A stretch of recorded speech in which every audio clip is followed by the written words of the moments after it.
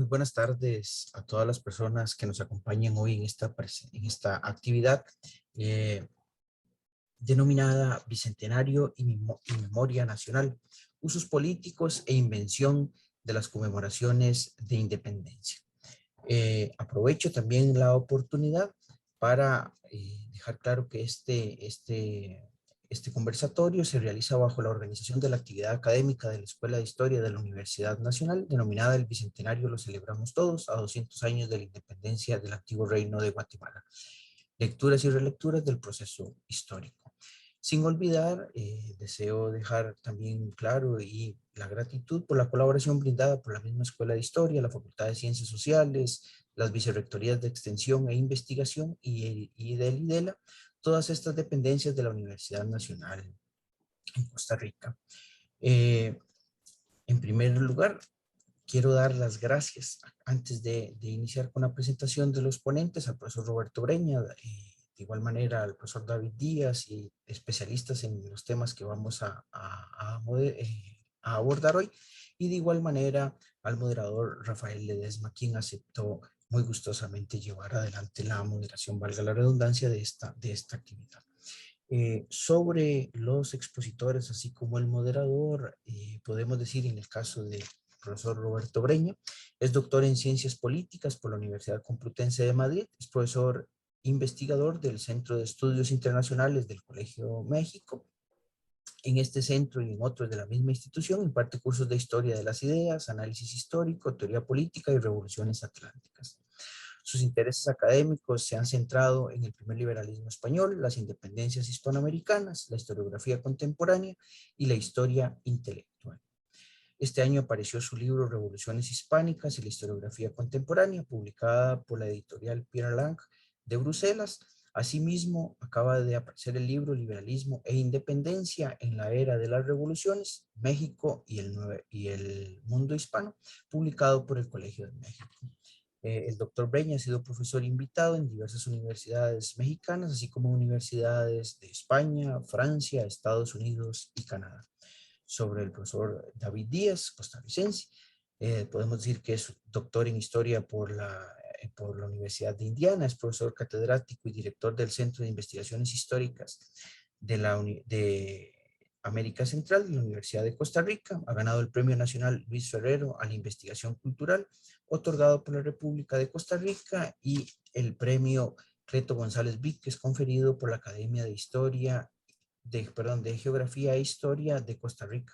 Ha publicado decenas de trabajos sobre historia política, de la memoria, ritos y rituales estatales, nacionales y nacionalismos, guerra civil, instituciones, caudillos, procesos de paz, construcción del Estado, el neoliberalismo en Costa Rica y otros temas de historia de Centroamérica. Y por último, tenemos al moderador, el doctor Rafael Ledesma, costarricense, doctor en Historia por el Colegio de México. Es profesor e investigador de la Escuela de Historia de la Universidad Nacional.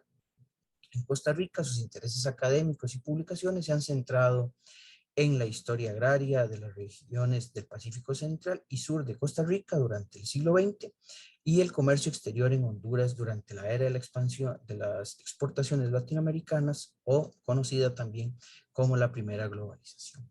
Sin más, agradezco tanto a las personas que nos acompañan en esta actividad, pero de igual manera tanto al profesor doctor Roberto Breña, al profesor David Díaz y al profesor Rafael Ledesma. Le cedo la palabra a Rafael Ledesma para que lleve adelante la moderación de la actividad. Muchas gracias y quedamos en muy buenas manos de estos expertos. Muy buenas tardes a todos y a todas.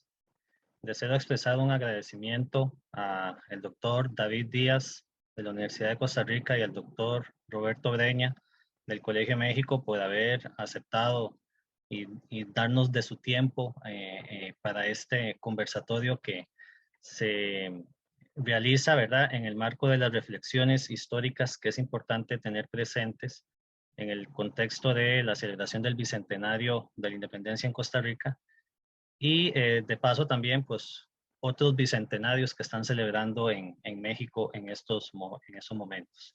Me permito hacer unas breves palabras introductorias y después le cedería el espacio a cada uno de nuestros invitados para que hagan una exposición sobre el tema que nos convoca el día de hoy, que son los bicentenarios, los usos políticos y la invención de las celebraciones. La palabra bicentenario se refiere a la celebración de un acontecimiento o el inicio y final de un proceso histórico que ocurrió 2 siglos atrás, es decir, hace 200 años. Desde la perspectiva oficial, dicha celebración se suele realizar el día exacto que ocurrió una gesta, pero desde un punto de vista más apegado al rigor crítico histórico, el bicentenario es un espacio más amplio para debatir sobre los lugares comunes en la historiografía tradicional, repensar conceptos y comprender, más que juzgar, el mismo sentido político de una celebración oficial como esta. Lo anterior consiste en mirar con curiosidad la manera en que un gobierno se apropia de lo que piensa fue un acontecimiento histórico.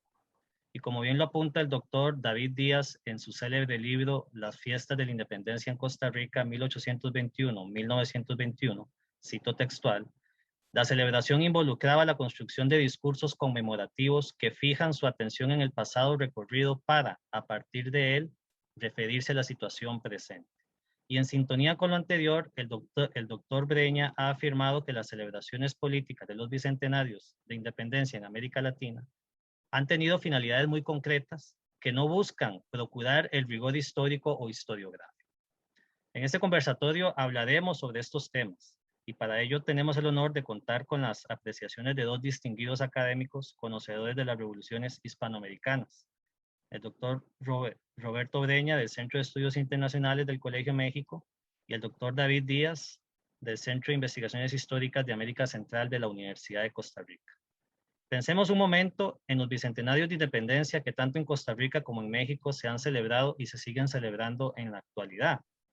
En el año 2010 y de forma paralela al centenario de la Revolución Mexicana, se conmemoraron en México los 200 años del inicio de la lucha armada de 1810 por la independencia de Nueva España. 2010, ese año se conmemoró, como dije, también el centenario del llamado a las armas que hizo Francisco Madero contra el reelegido Porfirio Díaz en 1910. Y al mismo tiempo, los 200 años del inicio de la insurgencia de Miguel Hidalgo contra las autoridades peninsulares. El México del año 2010 vivía tiempos muy convulsos. Transitaba por el segundo gobierno del Partido Acción Nacional, el cual, recordemos, logró la alternancia política en el año 2000 cuando le arrebató la elección presidencial al PRI, partido que había gobernado México durante 70 años consecutivos. Me refiero al gobierno de Felipe Calderón. Ese año México atravesaba no solo por los efectos económicos de la gran recesión del año 2008, un bajo crecimiento, sino también por una conmoción social derivada de la campaña de combate directa al narcotráfico que el gobierno federal estaba liderando en aquel momento. Y ahora que vivimos tiempos de pandemia, debemos recordar también que México celebró ese primer bicentenario recuperándose de la pandemia de la gripe H1N1 que había iniciado en abril de 2009 en el estado de Veracruz. Por su parte, ¿cómo llega a Costa Rica el bicentenario en el año 2021? Bueno, también en un estado de incertidumbre y de muchos problemas nacionales. Las celebraciones oficiales atraviesan por tiempos convulsos a nivel social y económico, con una tasa de desempleo del 18,7%, un déficit fiscal enorme en sus finanzas públicas de 3,46% en los primeros 8 meses de este año, además de que estamos a las puertas de una elección presidencial inédita con partidos políticos desorientados y en medio de un polémico acuerdo de rescate del Fondo Monetario Internacional. Y de igual manera, Costa Rica celebra su bicentenario en medio de una emergencia sanitaria de la COVID-19, con una fuerte afectación económica derivada de la última gran crisis del capitalismo contemporáneo, el llamado Gran Confinamiento del año 2020. México, por su parte, regresó este año también a las querellas de los bicentenarios. Este año se conmemoran en México los 200 años de la llamada consumación de la independencia por parte de Agustín de Iturbide, concepto muy utilizado en la historiografía, pero que junto con el concepto independencia absoluta ha sido criticado recientemente por uno de nuestros panelistas, el doctor Breña, en varios de sus ensayos. Demos espacio entonces a las intervenciones de ambos especialistas para dar inicio con nuestro conversatorio. Le cedo la palabra al doctor Roberto Breña y posteriormente al doctor David Díaz, a quienes reiteramos el agradecimiento por aceptar nuestra invitación. Muchas gracias, Rafael, y muchas gracias a la Universidad Nacional por haberme invitado. Desafortunadamente yo no conozco Costa Rica, espero algún día ir. Con esto de los bicentenarios, la verdad es que he visitado casi todos los países, o muchos de los países, no casi todos, muchos de los países de América Latina, pero en realidad me falta, uno de los que me falta y que me gustaría mucho visitar es Costa Rica, seguramente ya habrá oportunidad. Bueno, ¿qué es lo que voy a hacer en los 25 minutos de los que dispongo? Antes de darle la palabra o que tome la palabra el doctor Díaz Arias, y después podamos tener un intercambio, espero que nutrido con el público que participe a través del chat. Lo que voy a hacer es básicamente hablar primero sobre las conmemoraciones bicentenarias, en términos generales, cuál es la naturaleza de estas conmemoraciones, y no solo a nivel latinoamericano, sino en general, las conmemoraciones históricas, porque lo que está sucediendo desde, digamos, 2008, o si se quiere desde 2010, no creo que sea nada excepcional comparado con otras regiones del mundo. Después le hablaré un poco sobre el caso mexicano. Efectivamente, ya lo dijo Rafael, nosotros, al igual que ustedes, estamos celebrando en este 2021 los 200 años de independencia. Entonces voy a decir algo sobre eso.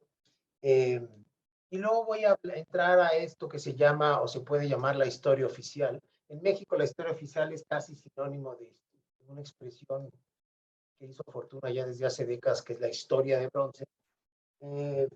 Y después voy a hablar de un concepto de un historiador inglés que me temo que no ha recibido mucha atención, en parte porque él en el libro al que yo me voy a referir, que es este, se llama Why History Matters, el autor es John Tosh, ¿por qué importa la historia? Tampoco le dio demasiada importancia, que es el concepto es el de historia pública crítica. ¿Y por qué creo que es muy importante ir en busca, digamos, o ir en pos o a la búsqueda de este tipo de historia? Sobre todo, diría yo, en contextos bicentenarios como los que estamos viviendo. Insisto, yo estoy pensando a nivel latinoamericano, y si ese es el caso, estamos inmersos en estas celebraciones desde el 2008. Y yo creo que no vamos a salir de ellas o no vamos a terminar con estas conmemoraciones bicentenarias sino hasta el 2030, cuando se conmemoren los 200 años de la muerte de Bolívar. Pero en todo caso, cada quien puede poner la fecha de terminación que considere pertinente por los argumentos que considere pertinentes. Yo creo que esta conmemoración bicentenaria se va a ir hasta el 2030 más tarde. Y luego voy a hablar un poco sobre la importancia de la divulgación histórica y el papel que evidentemente tienen que jugar los historiadores ahí. Y terminar con la cuestión de que, desde mi punto de vista, la historia pública crítica, digamos que es una empresa que no tiene fin, y es una empresa que enfrenta de entrada algunos obstáculos enormes que no tienen nada más que ver con los historiadores, ¿no? Bueno, empiezo con las conmemoraciones de independencia. Ya lo dije, tenemos ya 13 años en medio de estas conmemoraciones. En México claramente se iniciaron en el 2008. Digo claramente porque en el 2008 hubo un intento por parte del gobierno de la Ciudad de México por celebrar el 2008 como el inicio del movimiento independentista mexicano. Lo cual quizás sobra que lo diga para quienes estén incluso poco familiarizados con el proceso mexicano, porque en realidad el proceso de independencia empieza más tarde. Pero la Ciudad de México, interpretando los acontecimientos que tuvieron lugar aquí en la Ciudad de México en 1808, quiso celebrar el 2008 como inicio de la lucha por la independencia. Un uso más de un uso, digamos, pragmático, muy poco historiográfico, muy poco analítico, pero muy político a fin de cuentas. Y eso supongo que no se los podemos recriminar a los políticos. porque ese es el punto que quería hacer, no solamente sobre las conmemoraciones que estamos viviendo en América Latina desde 2008, ¿no? Sino, insisto, yo creo que esto va más allá de las conmemoraciones latinoamericanas de independencia. Y me refiero al hecho de que los políticos, hombre, no sé si por definición o por naturaleza, el rigor histórico es lo último que les preocupa.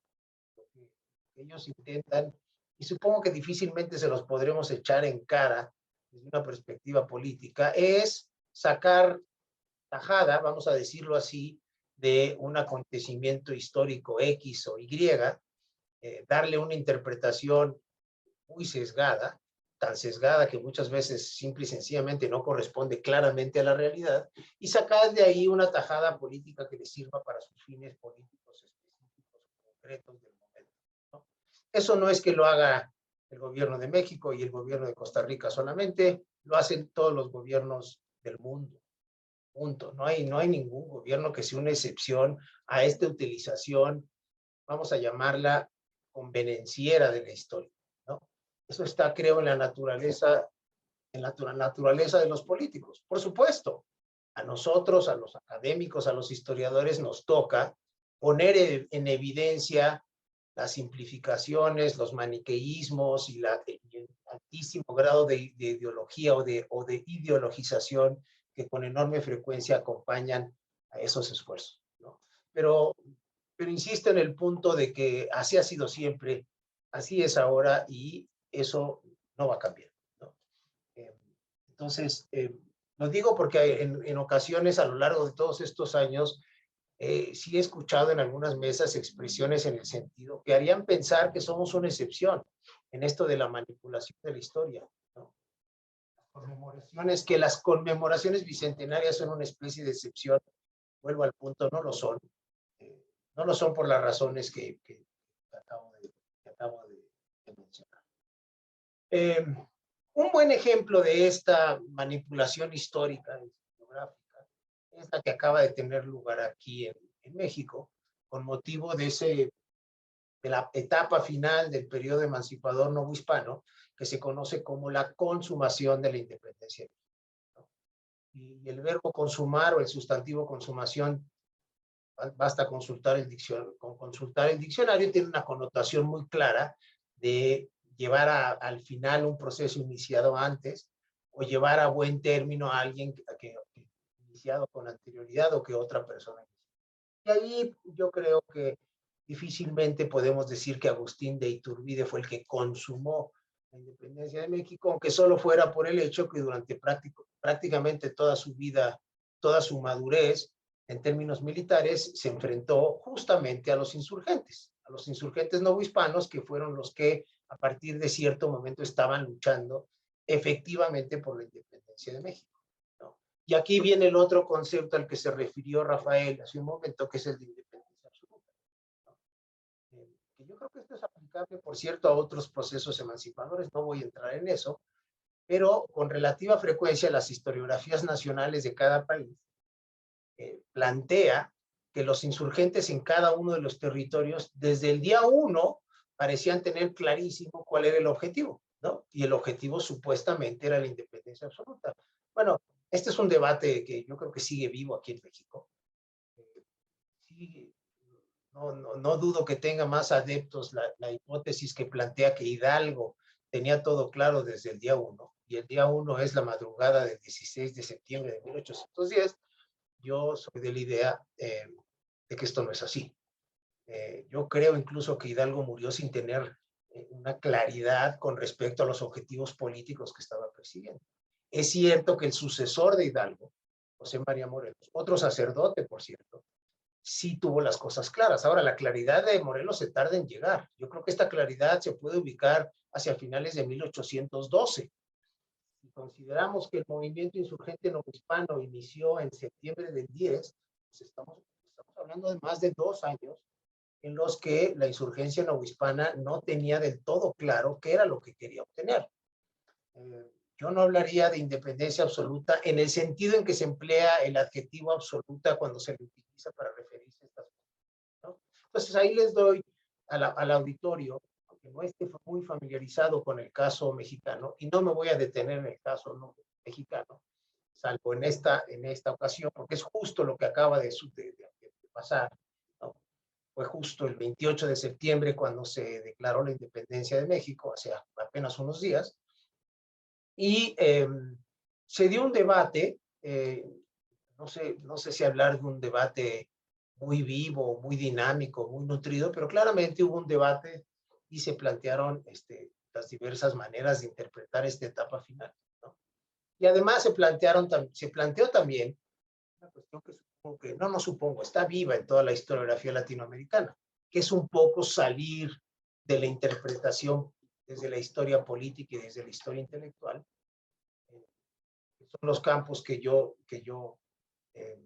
son mis campos, digamos. Entonces ahí tengo que aceptar, no sé si hacer un mea culpa, porque no se trata de hacer un mea culpa, pero claramente esta manera de acercarse a la historia ya desde hace tiempo ha dado, hombre, no voy a decir que sucumbido, pero digamos que han surgido toda una serie de enfoques con respecto a la historia, ¿no? La historia desde abajo, la historia subalterna, la historia de las mentalidades, la historia de las mujeres, en fin, que plantea toda una serie de temas, toda una serie de hipótesis y toda una serie de planteamientos que simple y sencillamente eran prácticamente inexistentes hasta hace relativamente poco tiempo.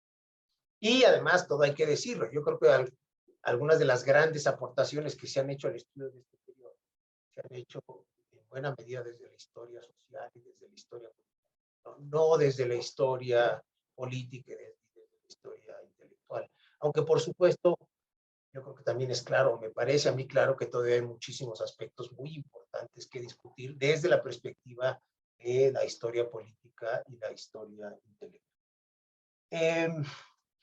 Ahora, así como tuvimos estos planteamientos por parte de académicos de diversas instituciones universitarias mexicanas, desde ángulos diversos y desde ópticas diversas, pues también tuvimos la interpretación, vamos a decir, oficial, como lo dije hace un momento, la de la historia de bronce.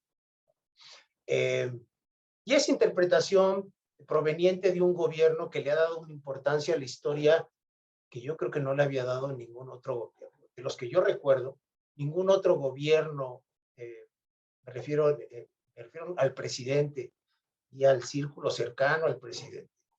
Yo no recuerdo otro presidente que le hubiera dado tanta importancia a la cuestión histórica y a la cuestión historiográfica. El simple hecho de que a este gobierno se le conozca como la 4T, o sea, la cuarta transformación. ¿Por qué es la cuarta transformación? Porque la primera sería la independencia, la segunda sería la reforma, la tercera sería la revolución, y en teoría, en principio, estaríamos viviendo la cuarta transformación. El simple hecho de que sea así como se autodefine este gobierno y que sea así como se le define y se le conoce, más allá que se esté o no de acuerdo con que efectivamente es la 4T o es la cuarta transformación, eso ya le da, creo que ya refleja bien, digamos, la importancia que le da a este gobierno a la historia. Y vaya que esta importancia se ha reflejado en la manera en que se ha acercado a ella, pues prácticamente desde el primer día de gobierno, ¿no? Y no fue una excepción la celebración de la consumación de la independencia. Yo creo que desafortunadamente, en vez de ser una ocasión en la que el presidente pudo haber aprovechado para, no sé, unir al país, amalgamar al país, o sea, dirigir al país, a todo el país y a toda la ciudadanía hacia una serie de fines, o por lo menos a conmemorar esa fecha, pero viendo hacia un futuro común y compartido, pues una vez más se optó por Iturbide el conservador, supuestamente contrapuesto a Guerrero el liberal.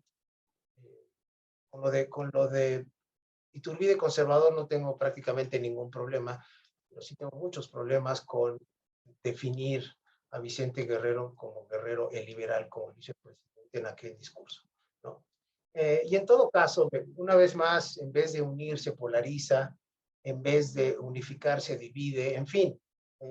Pero me parece importante que el público sepa, sobre todo el público no mexicano que esté viendo este evento, que este es un gobierno que se implica, que se interesa, se implica y participa en el debate histórico y en el debate y trata de aportar elementos al debate historiográfico. Y si digo trata es porque yo creo que pues desde perspectivas tan cargadas ideológicamente, desde perspectivas maniqueas, pues difícilmente se puede contribuir a lo que se denomina un debate historiográfico. Se puede contribuir a un debate público sin mayor rigor en términos historiográficos, por supuesto que sí, pero difícilmente se puede contribuir a un debate histórico.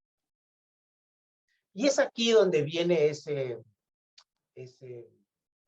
concepto. Rafael, te voy a pedir un favor porque no me fijé el minuto en el que empecé. Solo te pido que cuando me falten 3 minutos me digas, por favor.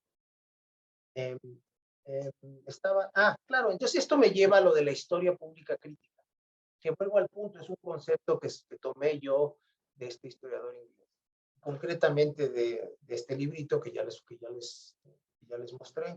Es un texto publicado en el 2008, no ha sido desafortunadamente no ha sido traducido al español y muy probablemente ya no se traduzca, tiene 13 años de haber sido publicado. Y bueno, ¿qué quiero decir o qué quiere decir Tosh con esto de una historia pública crítica? Bueno, pues una historia que justamente rehuya de las simplificaciones lo más posible. No solamente que rehuya de las simplificaciones lo más posible, sino que no se empeñe en dar respuestas, sino que más bien se empeñe en abrir opciones, ¿no? En abrir opciones interpretativas y en abrir opciones de discusión. Obviamente, en el puro concepto de historia pública crítica, pues ya se presupone o se puede presuponer, sin haber leído el libro, el tipo de debate que está planteando Tosh en su libro. Y en este debate, ya me estoy acercando enfilando, digamos, hacia uno de los puntos con los que quiero terminar esta exposición, se está enfilando hacia la importancia de que los historiadores salgan, para utilizar la manía de expresión, salgan de la Torre de Marfil y participen de diversas maneras, como puedan, porque también es cierto que nosotros, para salir de la Torre de Marfil o para salir del cubículo universitario en el que me encuentro aquí yo y en el Colegio de México, pues a veces nos falta imaginación, claramente, ¿no?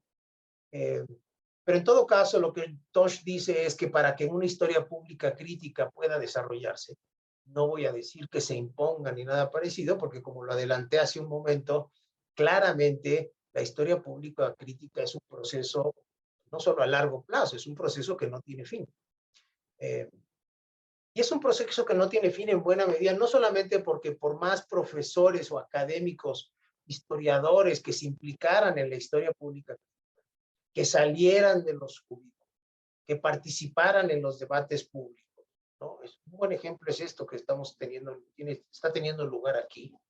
Antes, o no sé, este evento, si se hubiera organizado en el Colegio de México, y Rafael, que fue mi alumno hace no muchos años, no me dejará mentir, venían académicos de primer nivel de otras partes del mundo y teníamos ahí en la sala Alfonso Reyes, pues no les miento, a veces 10, 15 personas, no más. Entonces teníamos a 2 lumbreras sobre un cierto tema y tenemos a 10, 15 personas en la sala de profesor. Bueno, la diferencia con esto es gigantesca, es enorme. No sé cuántas personas nos estén viendo en vivo, pero como también lo sabe Rafael, estos eventos se calibran no tanto por las personas que lo ven en vivo, sino por las personas que lo ven posteriormente. Eso ya cualquiera que organice este tipo de eventos lo sabe bien. Entonces, y eso ya lo veremos, pero en todo caso les aseguro que no son 10 o 15, ¿no? Entonces yo creo que sin proponérselo, digamos, y sin imaginárselo, por supuesto, Tosh en el 2008, pero la pandemia ha contribuido, digamos, a poder difundir, Doctor, ¿sí?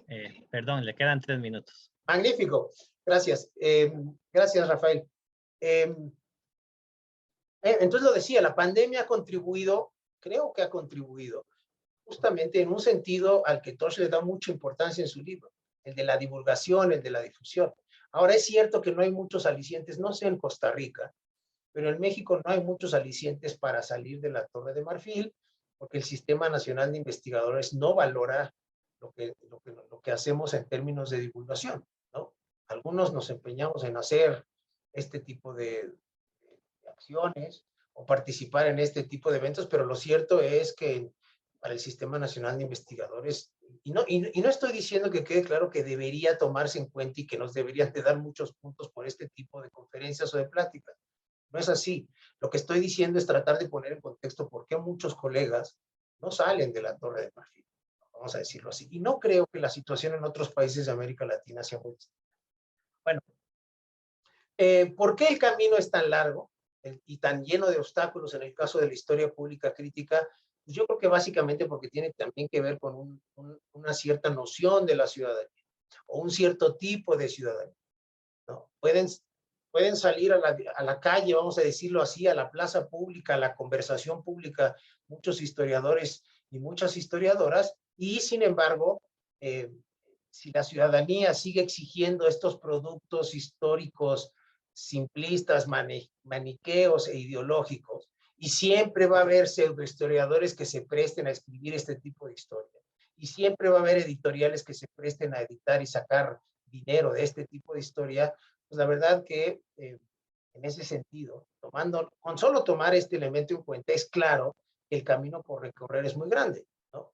No solamente por eso, porque todos quienes nos estén escuchando, el auditorio sabe bien la enorme cantidad de obstáculos que existen para crear y desarrollar una ciudadanía crítica, consciente, no solamente en términos históricos, en términos políticos en general, ¿no? Lo histórico y más bien la manera de enseñar historia o la manera de acercarse a la historia no sería más que un elemento más de esta ciudadanía crítica, que es, digamos, un elemento fundamental si queremos que se logre desarrollar esa noción que plantea Tosh en su libro de la historia pública crítica.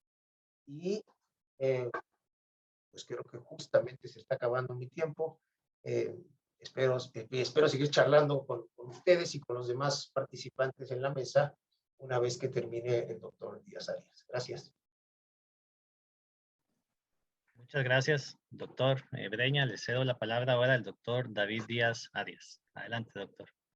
Muchas gracias al doctor José Aurelio Sandí por la invitación a participar de este interesante evento, al doctor Rafael Ledesma por su siempre generosa moderación y un gusto saludar al doctor Roberto Breña, quien nos acompaña desde México, para tratar de ajustarme a los 25 minutos. Voy a tratar de utilizar esta pequeña presentación de PowerPoint. Lo que voy a tratar de resumir a continuación procede básicamente de dos obras. Una primera que ya citó doctor Ledesma hace un rato, sobre la fiesta de la independencia en Costa Rica, 1821-1921, que es un texto que se presentó en 2007, aunque había sido elaborado en 2001. Y este segundo que se publica este año, que avanza con respecto al asunto de la conmemoración para tratar de completar el siguiente siglo después de 1921 hasta hoy. En ese sentido, entonces, quisiera primero brevemente señalar que aunque hablamos de fiestas republicanas, cuando hablamos de la fiesta de la independencia en general en toda América Latina, esas fiestas republicanas tienen antecedentes muy importantes dentro de las festividades coloniales. Y rápidamente esas festividades coloniales estaban dominadas por un calendario religioso, como sabemos. De hecho, las etapas de vida de las personas estaban determinadas también mucho por ese calendario religioso que dependía de que se fueran cumpliendo ritos vinculados con la religión. Y el otro elemento con el que estaban asociadas era con la vida de los monarcas. Las fiestas servían entonces, o más bien se desarrollaban entonces en torno a motivos religiosos, como las fiestas de los santos, y con motivos de la monarquía, es decir, si el rey, si nacía un nuevo niño en la familia real, cuando ascendía al poder, cuando moría el rey, etc. Y por supuesto, esas fiestas tenían un fuerte contenido popular, como se ve en el artículo que hizo hace 100 años Ricardo Fernández Guardia sobre la Cofradía de la Virgen de los Ángeles, que hacia el final del siglo XVIII era una fiesta alarmante la que se desarrollaba allí y que terminaba usualmente en una fiesta más mundana que religiosa.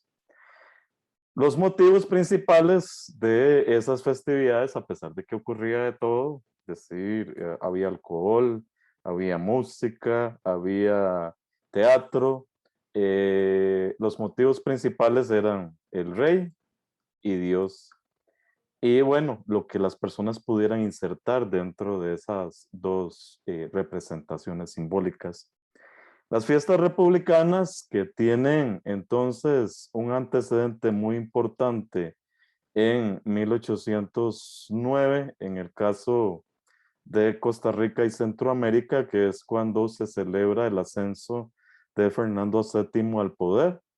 Estas fiestas republicanas toman algunas partes de estas fiestas del antiguo régimen, para usar la nomenclatura usual, y las transforman. En buena medida, después de Cádiz, la Constitución le ganó el campo al rey como materialización del poder, representación del poder, y luego la patria le ganó el campo a Dios como representación de el espíritu, en este caso de la nación en proceso de construcción. Y la recordación aquí también cambia, eso tiene que ver con regímenes de historicidad diferentes, como trató de probar en su momento Reinhard Koselleck. La modernidad arroja un nuevo tipo de visión sobre el pasado, y esa nueva visión sobre el pasado se representa muy bien dentro de estas nuevas fiestas. Ahora, en el caso de Costa Rica, usualmente se toma la idea dentro de esa historia de bronce, como señaló el doctor Breña, de que a partir de 1821, pues la independencia se concretiza y como que fuese inmediato el deseo por recordar ese evento. Lo cierto del caso es que esta generación de la independencia, la gente que tomó decisiones dentro de los cabildos, nunca identificó dentro de esas proclamaciones que hicieron entre el 29 de octubre y el 6 de noviembre de 1821, un evento fundador de nación no, de país menos, del Estado, que luego se establece al vincularse la provincia de Costa Rica con la Federación Centroamericana. El primer momento en que ocurre un interés por el pasado es justo después de la batalla de las lagunas de Ochomogo de abril de 1823, cuando los ganadores de esa batalla, josefinos, establecen la idea de que hay que celebrar el 1 de diciembre y el 5 de abril, que no lo puse acá. El 1 de diciembre, ya vinculado con la idea de una emancipación. Y como se ha indicado en otros lugares, como los libros que he señalado, este 1 de diciembre, entonces, para esta generación de la independencia, era la fecha que se podía utilizar para celebrar la independencia del país, en vista de que en esa fecha, en 1821, el Pacto de Concordia había declarado la independencia de los cabildos en general. Esto, a pesar de que se escribió, nunca se conmemoró, no solo por los mismos problemas que va a tener la celebración del 15 de septiembre en estos primeros años, sino también porque conmemorar el 5 de abril hubiese significado un proceso de construcción de una memoria contra Cartago, y en ese sentido hubiera sido contraproducente para el desarrollo de la centralización del poder después de la guerra de Ochomogo.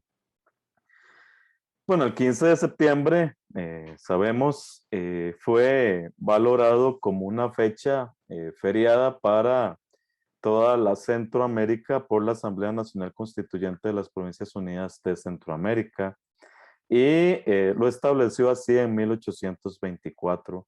Es un decreto que señala la obligatoriedad de conmemorar el pasado, en este caso el pasado emancipatorio, pero también señala que tienen posibilidad los estados que van a pertenecer a la Federación Centroamericana de elegir qué día celebrar. En 1826, la Asamblea Constitucional del Estado costarricense, al estar discutiendo la Constitución Federal,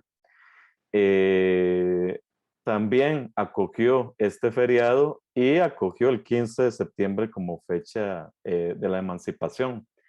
Ellos sabían que el 15 de septiembre había sido la independencia de la ciudad de Guatemala, pues tenían mucha claridad en eso. Pero siendo la generación de la independencia, ellos mismos no cuestionaron el asunto de celebrar un día que no pertenecía al pasado reciente de Costa Rica, sino al pasado reciente de lo que era el reino de Guatemala en general. Esa discusión con respecto a si el 15 de septiembre sí o no aparecerá, como sabemos, a finales del siglo XIX, más vinculada con un interés de los historiadores cartagineses por recuperar el papel de su ciudad en el proceso de construcción del Estado en Costa Rica. Bueno, en esta primera época hay un gran pero para conmemorar, y es de dónde se coge la plata para conmemorar. ¿Con qué? ¿Con qué se le paga a la banda para que toque? ¿O con qué se compra pólvora? ¿Cómo hacen las comunidades para celebrar eso? Y en ese sentido, oficialmente se eligió lo más sencillo, que además tenía que ver con estas otras fiestas del pasado, que era utilizar los templos católicos como espacios para la celebración. Y en ese periodo, 1821-1848, se juegan estos espacios antiguos con simbolismos antiguos que se construían al calor de un intento por producir esta fiesta del 15 de septiembre, que sin embargo se celebró en muy pocas ocasiones antes de 1848. Sabemos que en 1848 se instituyó nuevamente un decreto para celebrar el 15 de septiembre en Costa Rica. Ya allí empieza a nacionalizarse la fecha, identificándola como independencia de Costa Rica, es decir, quitándole el simbolismo que le había puesto la generación de la independencia, de que era la independencia del Reino de Guatemala, y asistiéndole este nuevo simbolismo de que se trataba de la independencia del Estado costarricense.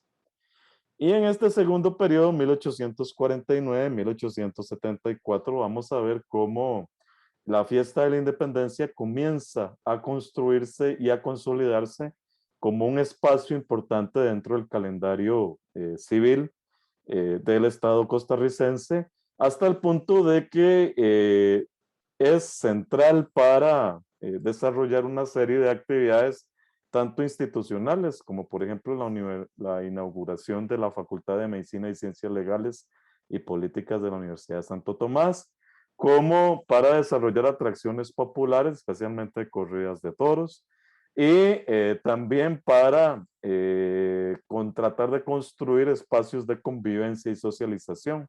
En este caso ya no en el templo, sino en los palacios municipales. A partir de este periodo empieza un sostenido empuje hacia la continuidad que se va a lograr en este tercer periodo entre 1875 y 1889. El rito que establece Tomás Guardia como presidente para celebrar la independencia es un rito que se va a repetir constantemente durante todo este periodo. A él está asociado entonces muchos de los elementos que se venían construyendo, especialmente eso de un almuerzo que, como señala Olivia Hill, en el caso de las fiestas de la Revolución Francesa, era un momento muy importante dentro de las celebraciones modernas para tratar de construir identidad entre las autoridades políticas. A partir de 1882, por lo menos en la capital, en San José, se deja de utilizar los templos católicos para conmemorar la independencia. Ya no hay invitaciones a misas o te deums, las fiestas pasan por un proceso de secularización. Probablemente ese proceso de secularización está vinculado con dos elementos centrales. Uno primero, la recuperación de la memoria de la lucha contra los filibusteros de 1856-1857 como una segunda independencia de Costa Rica. Si la primera había sido sin sangre, esta segunda sí se había contribuido con sangre al proceso. Y como sabemos, el 15 de septiembre se utiliza en 1891 y en 1895 para inaugurar dos de los principales bronces vinculados con la campaña nacional, pero también en general con la nacionalidad costarricense, que es la estatua Juan Santamaría en Alajuela y el Monumento Nacional en San José. A la par de esta visión de un nuevo pasado por construir un pasado guerrero que se alimentaba de la idea de un pasado de paz, se construyó un nuevo tipo de celebración, que es la fiesta escolar, que empieza a desarrollarse después de 1899. Y esta es el principal rito, el rito que le da sentido a la conmemoración de la independencia en Costa Rica. Es además un rito que se vincula fuertemente con la idea de una sociedad pacífica que se venía construyendo en Costa Rica desde la década de 1820.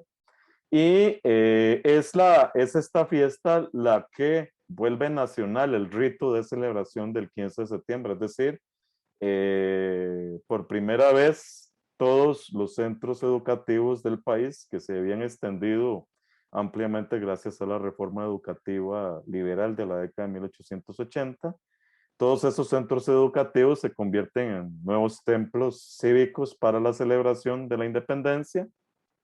Los niños se convierten en los principales actores de este proceso y junto con ellos sus familias. Y a partir de allí también se le da sentido a los símbolos nacionales como la bandera y el escudo. Otro elemento muy importante que ocurre es esa mutación de pasar de militares a escolares, en el caso de Costa Rica, algo que ocurre de la mano de Justo Facio en 1899 y también en 1915, como se deja ver en esa disposición que él toma como secretario de Educación. Es decir, que ya los militares no tuvieron un espacio específico dentro de la conmemoración de la independencia costarricense y que ese espacio lo tuvieran solo escolares, niños y niñas con sus maestras y con sus maestros. Hacia el primer centenario, 1921, es la tesis de ese primer libro, ya se había consolidado entonces un ritual civil vinculado con un discurso nacionalista que le dio sentido a los símbolos de la República, la bandera y el escudo, y también que sirvió para extender el himno nacional que se había escrito en 1903 y que entonces sirvió para producir la idea de una nación en fiesta cada 15 de septiembre. Lo que vamos a tener entonces después del primer centenario son resignificaciones de esos rituales que ya no van a desaparecer, van a ser los mismos rituales siempre. Y ahora están ajustados más a contextos específicos en los cuales se recuperan esos rituales. Por ejemplo, en la década de 1920, la semana cívica anterior al 15 de septiembre, se utilizó para denominar la procesión de la salud y a partir de allí y vinculados con los desfiles del 15 de septiembre, dar discursos modernos sobre la salud. 1932 aparece algo que luego desaparece y vuelve a aparecer, que es esta idea de parar el país por un momento para cantar el himno nacional. En 1932 se estableció hacerlo a las 10 de la mañana del 15 de septiembre. En 1982, 50 años después, cuando se recupera esa idea, se establece el rito de cantarlo a las 6 de la tarde el 14 de septiembre. Y es bien interesante entonces este antecedente en vista entonces de que es posible de que estas prácticas aparezcan y desaparezcan en este proceso largo de construcción de los ritos. Igualmente los discursos con respecto al pasado, los discursos el 15 de septiembre, editoriales, artículos de opinión que salían en la prensa, discursos que daba el presidente o los diputados o los ministros, obras infantiles que se presentaban en las escuelas, también literatura narrativa construida en torno al 15 de septiembre. En todos esos eventos, en esos espacios, en estos instrumentos culturales, se consolidaron visiones sobre el pasado y esas visiones entonces estuvieron vinculadas con el momento específico. Eso ocurre también con la celebración del sesquicentenario en 1971, especialmente en torno a una polémica que creó el periódico La Nación, cuando preguntó a varios historiadores que se encontraban reunidos en el Congreso Centroamericano de Historia en San José, que se hizo para celebrar 150 años de independencia de Centroamérica, cuando preguntó que si cree usted en la vida independiente en Centroamérica, ¿cómo justifica usted las celebraciones del sesquicentenario? Y la respuesta de los historiadores es que aquí no había independencia, que éramos una colonia gringa, básicamente, y que el Estado no tenía soberanía. Eso despertó un debate que, como ejemplo, es el tipo de debates que se desarrollaron y se siguen desarrollando todavía en torno a esta fiesta de la independencia. Hay otros ritos que se incorporan entonces en este proceso. El de la antorcha de la independencia, que es una invención costarricense que une a Centroamérica, que se establece a partir de 1964. Hay disyuntivas con respecto a quiénes deben tener el papel principal. Hasta 1978 lo habían tenido los niños, el gobierno de Carazo le da esa batuta a los jóvenes, pero eso no funcionó y nuevamente a partir de 1982 siguieron siendo niños y niñas escolares los que tenían más representatividad dentro de estos espacios. Hacia los 90s, como parte de las dudas que se construyeron y se tejieron en torno a Costa Rica como país, a Costa Rica como nación, vinculada con la reestructuración del Estado emprendida por los políticos y economistas neoliberales, esta fiesta entró en decadencia y la decadencia es palpable después de 1994. Incluso 1995 es un año en que la fecha no se conmemora por la lucha que emprende el magisterio contra la reforma de la ley de pensiones.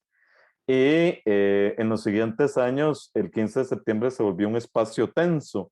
En alguna medida eso también había ocurrido en el pasado, pero ahora eran jóvenes que se enfrentaban directamente con el poder. Incluso un momento importante fue el enfrentamiento de jóvenes colegiales con el presidente José María Figueres Olsen, que incluso se van a los puños contra el presidente.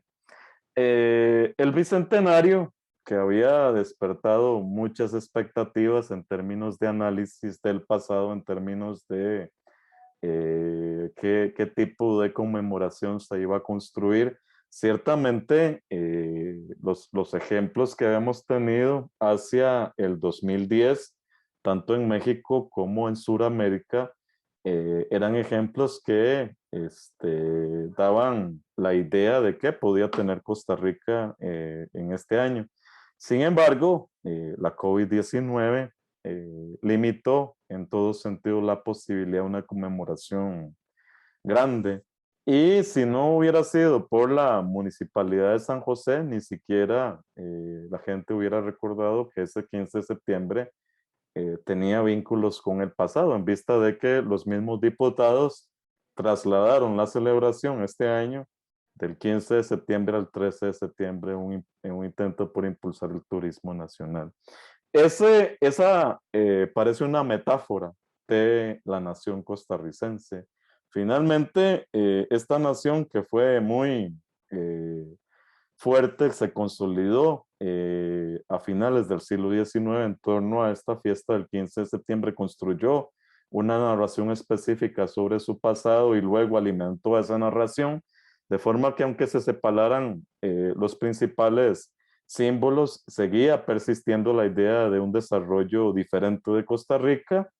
Hacia el Bicentenario estaba más que nunca cuestionada esta idea de un país integrado, de una nación integrada, y lo que tenemos más bien son dudas de que esta nación perdure por otros 100 años para celebrar un tricentenario. Muchas gracias.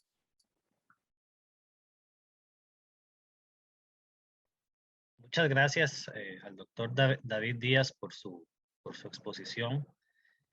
Antes de pasar con las preguntas y empezar el conversatorio, no sé si el doctor Breña se quisiera referir a algo de lo que expuso el doctor Díaz o si el doctor Díaz quisiera emitir un criterio sobre lo que nos expuso el doctor Breña. Yo no, Rafael, gracias. Yo prefiero las preguntas. Ok. En todo caso, aprendí mucho de la exposición del doctor Díaz Arias. A mí me parece que lo señalado por el doctor Breña es importante de subrayar. Los que estudian el pasado de forma profesional, científica, tienen un compromiso muy serio frente a ese pasado, especialmente en momentos conmemorativos, porque es cuando la historia oficial saca el arpa y empieza a tocar las notas esas que, como señalaba el doctor Breña, los políticos son expertos en musicalizar y en entonar y en cantar, y que nos hacen que nos sangren los oídos cuando las oímos, tanta reducción del pasado a una caricatura. Frente a eso, la historia profesional, la historia con sentido científico, es un instrumento determinante, decisivo, no solo para los académicos. Lo ideal sería que también fuese un instrumento de las masas en general. Y justo por eso me parece es que tenemos tantos problemas para llevar este discurso académico a esos otros espacios, porque finalmente ningún Estado-nación y ninguna clase política ciertamente está interesada, como lo dijo el doctor Breña, en que esta complejidad del pasado se muestre públicamente, porque eso solo sirve para crear preguntas difíciles a los políticos y a los que manejan el Estado con respecto a ya no solo sus decisiones del presente, sino también sus decisiones del pasado.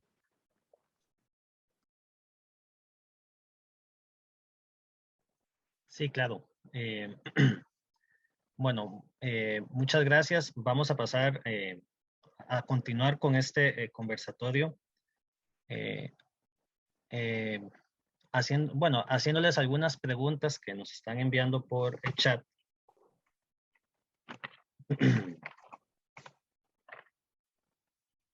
Ahora, antes de pasar a esas preguntas, yo quisiera aprovechar un momentito este espacio para preguntarles a ambos, dada la trayectoria en investigación que ustedes han desarrollado, ¿qué balance se pueden hacer? ¿Qué balance historiográfico se puede hacer sobre la renovación historiográfica en ciertos temas vinculados con las independencias y que ustedes han tratado bien en su producción académica. Tanto el doctor Díaz como el doctor Breña han hecho importantes aportes a una renovación historiográfica que, como lo vimos en la exposición del doctor Díaz, se ha esforzado por indagar en la primera mitad del siglo XIX los orígenes o prolegómenos intelectuales de las transformaciones políticas que tuvieron lugar en el mundo hispanoamericano. En el caso del doctor Breña, el momento gaditano, cuando se habla, cuando él realza la importancia de la Constitución de Cádiz, y por otro lado, en el caso del doctor Díaz, la invención de la nación costarricense en un periodo previo a las reformas liberales como tradicionalmente se había pensado. Es decir, el lapso que va de la convocatoria a las Cortes de Cádiz en 1870, ¿verdad?, hasta las revoluciones liberales hasta 1870, perdón. Entonces, la pregunta es, dado que ambos expositores tienen esa aproximación a mirar, ¿verdad?, antecedentes que en la historiografía no se habían visto y que nos llevan un poco a la Constitución de Cádiz, ¿qué valoración podemos hacer hoy en día, les pregunto a ambos, sobre los rumbos que han tomado esa renovación historiográfica en América Latina en general a raíz de las celebraciones de los bicentenarios?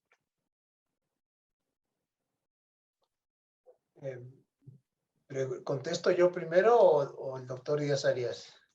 Como gusten. A ver, utilizaste la expresión del momento gaditano. No me referí en esta ocasión a la importancia de Cádiz y de los acontecimientos peninsulares en general, aunque lo pude haber hecho, aunque fuera por una sencilla razón. La consumación de la independencia de México, el periodo final de la independencia del proceso emancipador novohispano, es ininteligible sin el regreso de los liberales al poder en España en 1820. Agustín de Iturbide no decide cambiar de bando, vamos a decirlo así, aunque no se pasa, o sea, no es cierto en sentido estricto, porque no se pasa a los insurgentes, pero de luchar contra los insurgentes que querían la independencia, decide realizar la independencia. A ese sentido me refiero para que no se me malinterprete. Esa decisión, ese cambio de decisión y cambio drástico de rumbo, no sé si de 180 grados, pero de 140 sí, es ininteligible sin el regreso del liberalismo en España. Y es ininteligible porque las reformas que se empiezan a discutir y aplicar en las Cortes de Madrid afectaban a los terratenientes, afectaban a la iglesia, afectaban al ejército. Bueno, Iturbide era un católico devoto. Agustín de Iturbide era terrateniente. Agustín de Iturbide era militar. Hombre, ya está la memoria de Leona. Hay un pasaje ahí que a mí me parece muy claro, en el sentido de que son esos cambios que tienen lugar en la península los que lo llevan a optar por independizar a la Nueva España bajo los términos, por supuesto, en los que él quería independizarla, ¿no? Y este no es más que un ejemplo más de muchos que podría dar. Este es un ejemplo que me parece a mí magnífico, pero podría dar muchos otros, y no solo referido a la Nueva España, referido a prácticamente todos los territorios de la América Española, ¿no? Marcela Ternavasio, refiriéndose al proceso político en el Río de la Plata entre el 10 y el 16, dice que a pesar de que el Río de la Plata no manda representantes a las Cortes de Cádiz, los porteños están pendientísimos de los debates en las Cortes y el proceso político, ideológico y los debates que tienen lugar en el Río de la Plata en esos años, del 10 al 16, es el periodo del que se ocupa Marcela en ese libro. Marcela lo dice con todas sus letras. Sin las Cortes de Cádiz no se puede entender el debate político ideológico en el Río de la Plata. Si esto es así, en el territorio supuestamente más alejado y que menos influencia recibió de la metrópoli, pues ya podemos imaginar en los territorios en los que la Constitución de Cádiz sí se aplicó, con todas las limitaciones del caso. Yo no voy aquí a adornar absolutamente nada. No tiene ningún sentido. Por supuesto que con muchas limitaciones, pues estábamos en un contexto de guerra. Pero en todo caso, es esa presencia no solamente de Cádiz, me refiero a los debates y a los acontecimientos peninsulares en general, los que las historiografías nacionales, o más bien nacionalistas o patrioteras latinoamericanas obviaron o ignoraron o pusieron entre paréntesis, yo diría más bien ignoraron, durante, pues bajita la mano, unos que 170 años, 175, 180 años. ¿Por qué? Bueno, porque casa muy mal con las ideologías nacionalistas de cada uno de esos países, aceptar que no se pueden entender los procesos emancipadores sin estar volteando con relativa frecuencia, por no decir muy a menudo, diría yo, hacia lo que estaba sucediendo en la metrópoli. Algo que por lo demás no debiera sorprender a nadie, ¿no? Es como querer entender lo que sucedió en las 13 colonias entre 1776 y 1783 sin voltear a ver lo que estaba pasando en Inglaterra, en la metrópoli, en Londres. Pues no se puede, ¿no? Entonces, pero, hombre, nos hicieron pensar esas historiografías nacionales, nacionalistas, patrioteras, como queramos, que sí se podía, ¿no? Y quisimos, quieren cada una de ellas, y digo quieren porque todavía veo manifestaciones de eso, estudiar el periodo 1810, 1824, si se quiere, o 1830, desde la óptica nacional, cuando no existía nada que se pareciera a una nación, lo que existía era una sola monarquía hispánica. Eso era lo que existía. Entonces, hombre, yo no creo haber aportado nada, porque ya varios antes de mí lo dijeron y lo plantearon. Pero creo que ya a estas alturas, por lo menos en México, por lo menos la mejor historiografía mexicana, y podría hacer esta generalización a varios otros países latinoamericanos, ya asumieron esa importancia de los eventos peninsulares, esa importancia de la metrópoli, esa importancia del primer liberalismo español, esa importancia de la Constitución de Cádiz. Aunque ha habido reacciones, incluido México, por cierto, ha habido reacciones de historiadores e historiadoras que dicen que por qué diablos le prestamos tanta atención a España al estudiar las independencias. Eso lo sigo viendo en el México de 2021. Y sé que existe no solamente en México. Yo diría que no sé si en toda la América, en toda América Latina, porque no tengo la información para afirmar algo así, pero sí te puedo decir, Rafael, que en muchos países latinoamericanos ese tipo de reacciones se siguen dando. Nada más. Sí, bueno, usualmente los momentos conmemorativos ayudan a la difusión del conocimiento histórico, justamente porque las naciones funcionan igual que los individuos, también las empresas y los grupos y las regiones y las ciudades. Es decir, cuando llegan a una cierta edad, pues organizan fiestas para celebrárselo y en este caso, un elemento para celebrarlo es utilizar el pasado para darle sentido a esa celebración. Y en esa vía, ciertamente, cada vez que hemos tenido momentos importantes en Hispanoamérica, como la celebración de los primeros centenarios, la celebración de los sesquicentenarios de la independencia y desde hace unos años la celebración de los bicentenarios, ha aparecido muchas obras historiográficas que tratan de dar cuenta de esos momentos. Ahora, los procesos de transformación de esa historiografía no creo que estén vinculados con esos momentos conmemorativos.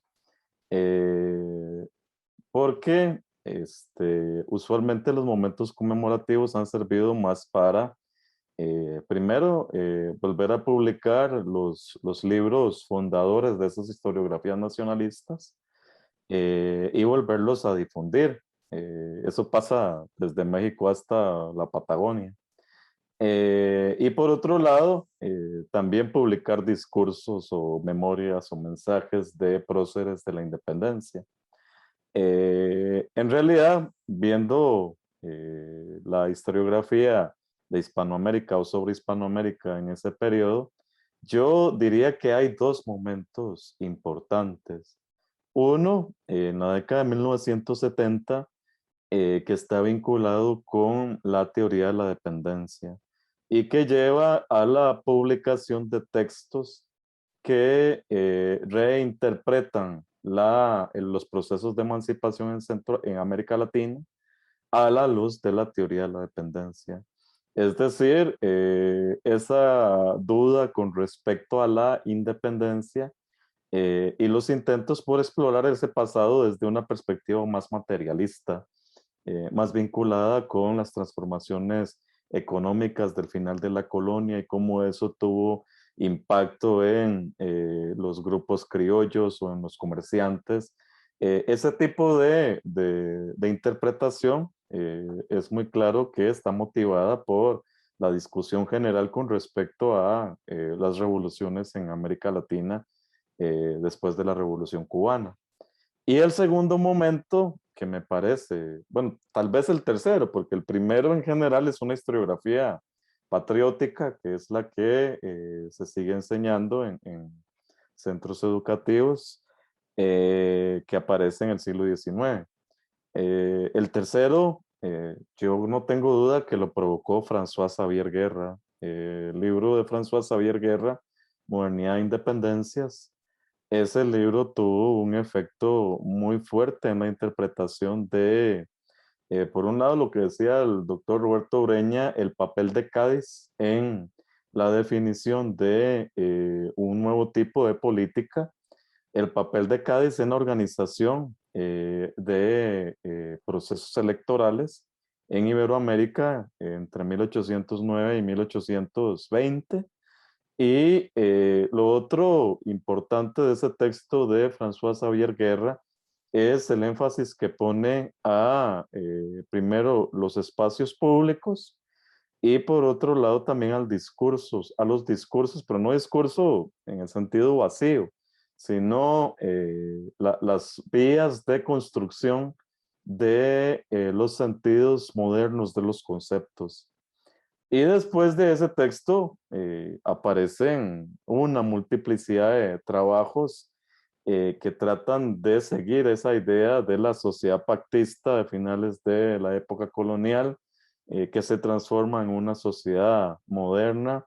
Esa idea de François Xavier Guerra de utilizar el antiguo régimen francés para tratar de interpretar también el antiguo régimen en América Latina, los vínculos entre la salida de Carlos IV y la llegada de Fernando VII, ese tipo de discusión que amarra estos espacios, eh, si bien no la inaugura François Xavier Guerra, su libro sí tiene un impacto muy importante en la forma en que se estudiaba este proceso de la independencia en Centroamérica, en una buena parte de México, y también tiene impacto, aunque se va a vincular con otros esfuerzos que se estaban desarrollando en ese sentido, por ejemplo, los de Chiara Monte en Argentina, tiene impacto también en esa zona. Todo ese grupo que se constituye alrededor de François Xavier Guerra y Annick Lamperière de los 90s, que estudian los espacios públicos, los discursos con respecto a el pasado y la modernidad. Ese grupo va a ser muy importantes propuestas para reinterpretar la independencia. Y eso en alguna medida fue retomado por el grupo Iberconceptos que desarrolló los diccionarios del mundo ibérico, que se plantean es esa pregunta, ¿verdad? En este periodo entre 1750 y 1850, ¿cómo se produjeron las transformaciones en los discursos, en los conceptos y en los símbolos? Yo diría que lo que es novedoso, por lo menos para Centroamérica ahorita, en 2021, son esos trabajos que aparecieron antes del Bicentenario y algunos de los cuales se han reeditado o bien se han se han resumido y publicado de diferente manera. Esos trabajos creo que abrieron nuevas vías de interpretación de ese pasado. Hubo un esfuerzo interesante también de Garavaglia, cuando estuvo encargado de el proyecto ese State Building en Barcelona, un esfuerzo de consolidar gente que estudiara las finanzas públicas y la producción del Estado moderno después de la independencia. Pero creo que allí lo novedoso fue menos con respecto a la interpretación, puesto que ya existían trabajos que hacían eso para el caso de los varios países de América Latina.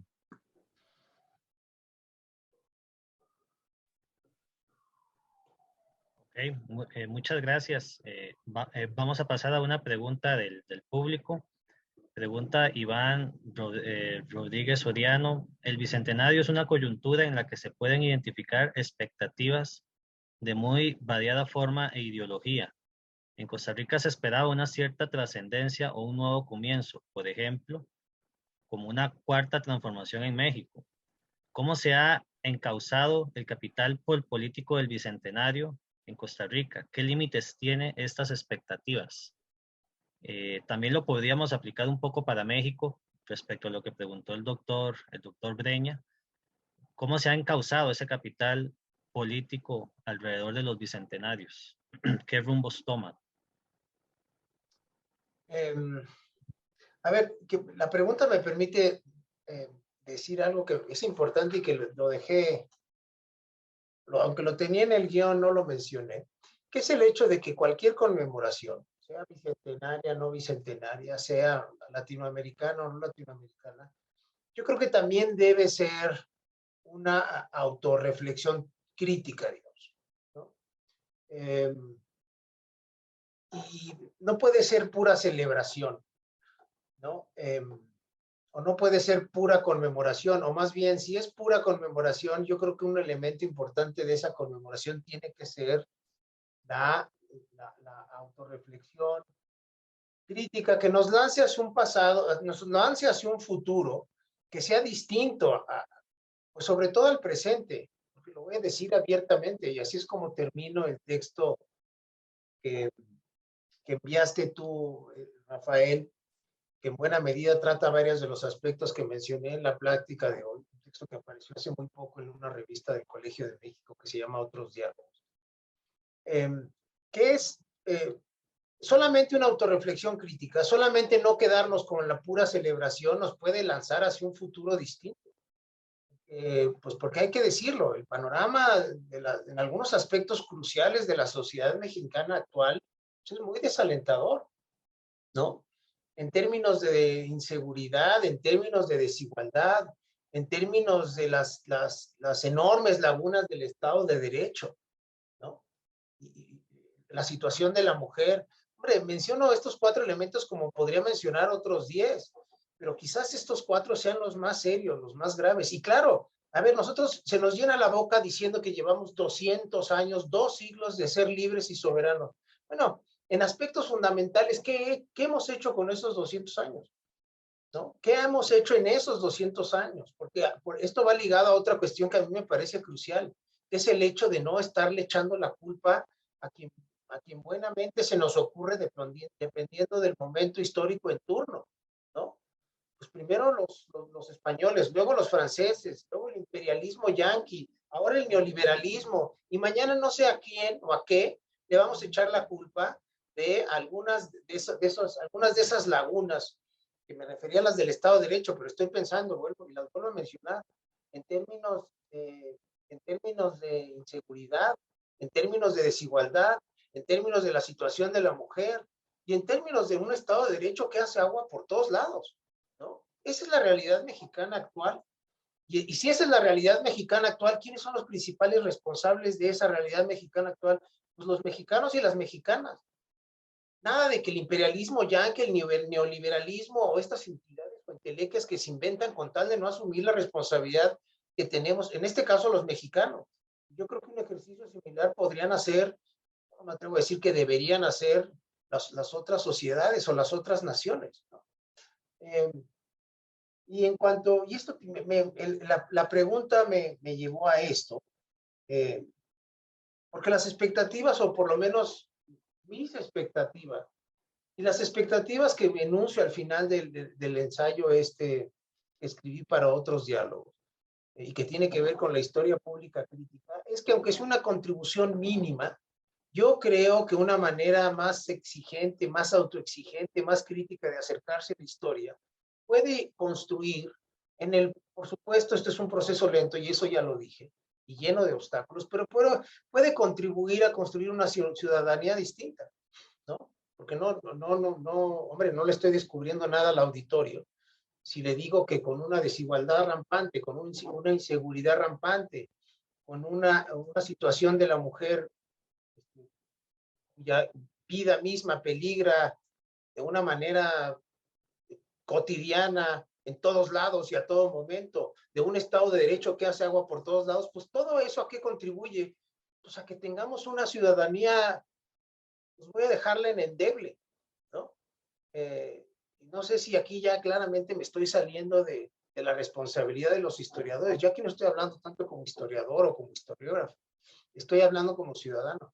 Pero mis expectativas como intelectual, como académico y como ciudadano, pues tienen que ir por ahí, ¿no? Asumir nuestras responsabilidades, ver hacia el pasado, ver críticamente hacia el pasado, reconocer las equivocaciones, tratar de no repetirlas y ver hacia adelante y por lo tanto, aquí, ¿qué son expectativas y no ver hacia adelante?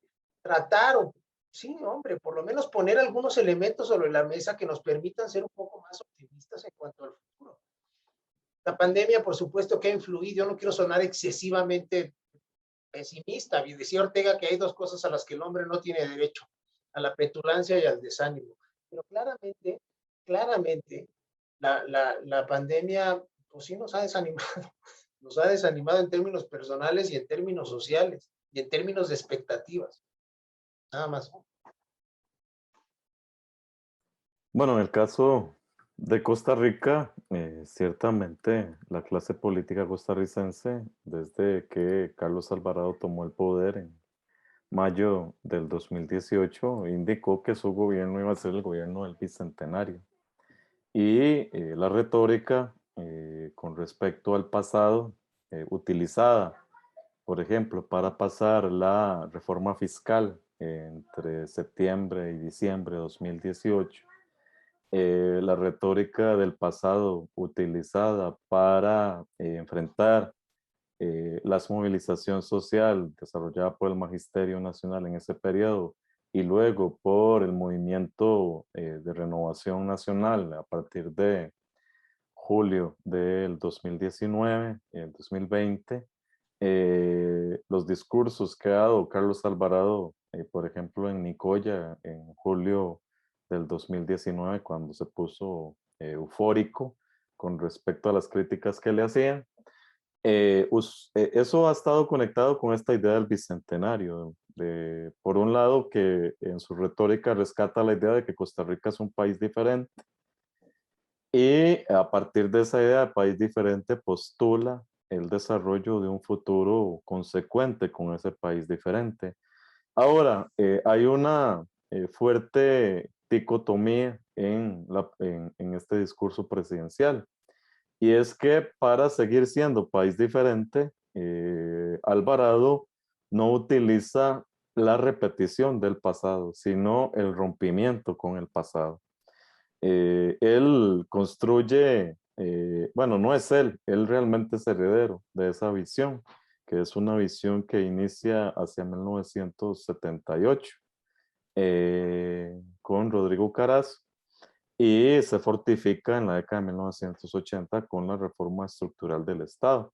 Es la idea de que el país había sido un país de desarrollo y progreso hasta el modelo socialdemócrata y que a partir del modelo socialdemócrata hubo una construcción de una diferenciación basada en ya no los méritos, sino en el Estado mismo. Es una interpretación al estilo de Hayek, de Camino de Servidumbre, pero aplicada a Costa Rica. Entonces, Alvarado utiliza esa idea de que hay que retornar al pasado, pero es un pasado, en principio, como diría Mircea Eliade en Hilo Tempore, es un pasado que no podemos ubicar en ninguna parte y que él postula para legitimar las transformaciones que ha hecho en el estado de bienestar costarricense.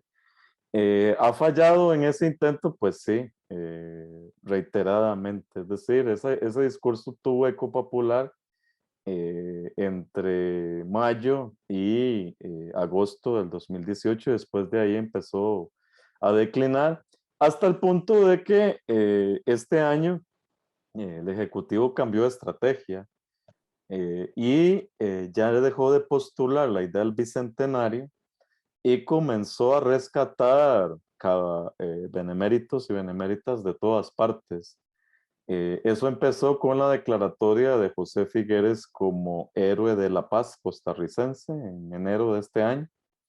Y luego se ha firmado con la declaración de una gran cantidad de beneméritas y beneméritos en los últimos 2 meses. Es bien interesante eso, que a la vez en que desarticula las políticas del estado de bienestar herederas de ese pasado socialdemócrata, el presidente Alvarado insiste en poner ese pasado socialdemócrata como la exaltación del país. Lo cierto es que esa contradicción evidente para cualquier persona tampoco le ha funcionado para ganar una reinterpretación del pasado costarricense popular. Entonces, digamos, a pesar de que tuvo la posibilidad de utilizar todo este simbolismo, todas estas metáforas vinculadas con el bicentenario, con el pasado, y que eso le podría haber ocasionado una abultada masa popular que lo siguiera, Alvarado dilapidó todo ese capital al tratar de complacer a los grandes empresarios nacionales con respecto a las reformas que ha expuesto. Alvarado tiene, desde mi perspectiva, ha tenido una función histórica determinante, es cierto, sin que él se dé cuenta seguramente, pero determinante, porque sus 4 años de gobierno básicamente han servido para dejar entre signos de pregunta la idea de un país diferente. Claro. Doctor Breña, el bicentenario en 2010, ¿verdad?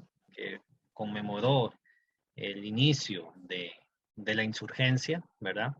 Y que coincidió con el centenario de la Revolución Mexicana, con el llamado a las armas que hizo Francisco I. Madero, se dio en un contexto donde estaba otro partido político en el poder, el Partido Acción Nacional.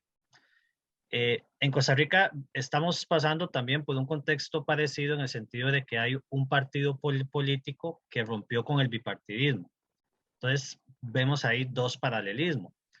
En México, además, ahora este segundo bicentenario se da en el contexto que, como bien mencionó usted, de la famosa cuarta transformación del partido de Andrés López Obrador, del partido Morena. En cuanto a la instrumentalización que se hace de un discurso histórico para legitimar los logros del presente de estos gobiernos, ¿qué comparación se puede establecer entre la estrategia de comunicación y la lectura que hizo Felipe Calderón sobre el bicentenario en el 2010 versus la que hace ahora un gobierno, ¿verdad? Que como usted bien dice, se autoproclama como la cuarta transformación y que además va a coincidir con esta polémica reciente que incluso ya está involucrando a España a nivel diplomático, que fue la caída de Tenochtitlan, que esa es otra celebración que ha generado mucha controversia en México, dado que se están pidiendo disculpas de un lado a otro, ¿verdad? No sé si me explico, doctor, porque estamos hablando de dos partidos distintos celebrando bicentenarios, ¿verdad? No estamos hablando de celebraciones que se den en el marco del PRI, que fue el partido gobernante del siglo XX. No. Bueno, Rafael, yo te diría que yo veo dos diferencias muy marcadas. Uno, y están vinculadas, pero la celebración del 2010 fue una desorganización tremenda. Las personas encargadas de ese bicentenario en unos pocos meses tuvieron 4 cabezas distintas, para que te des una idea del nivel de desorganización. Pero ese nivel de desorganización tiene que ver o tuvo que ver con el hecho de que para ese gobierno, para el gobierno de Calderón, la historia pues no era relevante. Y ahí está la gran diferencia con el gobierno del presidente López Obrador. Para López Obrador, ya lo dije, la 4T, todo este discurso alrededor de la 4T y lo que representa la 4T o lo que quiere representar la 4T, pues claramente muestra ese interés en la historia, ¿no? Y ese interés en la historia se ha mantenido, pues no sé si desde el día 1, pero cada vez de la nueva administración, pero cada vez que hay una oportunidad de, digamos, de meter su cuchara en la historia, pues el gobierno mete su cuchara en la historia. Y meter su cuchara no es la mejor expresión. El gobierno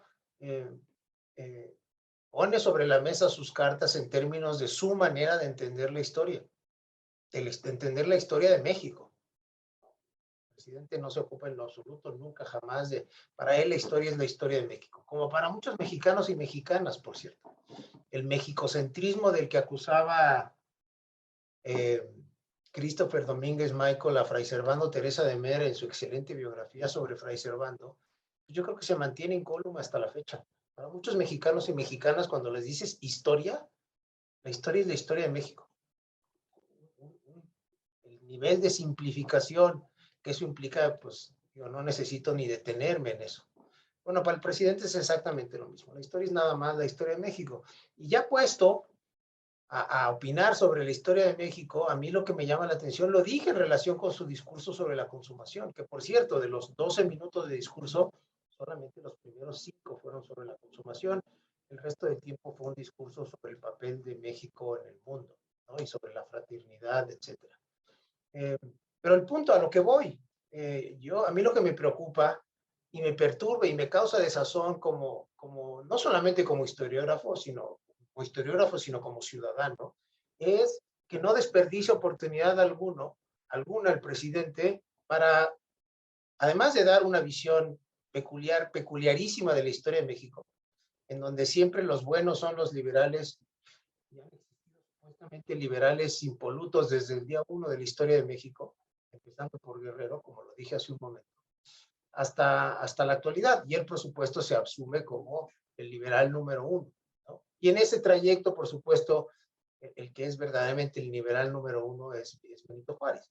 Pero más allá de eso, a mí sí resulta perturbador que el presidente no desperdicie ninguna oportunidad para sembrar división, ya por diferentes motivos, ya sea entre liberales y conservadores, ya sea entre las élites y el resto del pueblo de México, ya sea entre los pueblos indígenas y los españoles. Lo que pasa es que, claro, ahí había un aspecto fundamental de la caída de Tenochtitlán en donde ese discurso hacía agua. ¿Cuál es? Pues el hecho de que sin la ayuda de los tlaxcaltecas, simple y sencillamente, Tenochtitlán no hubiera caído.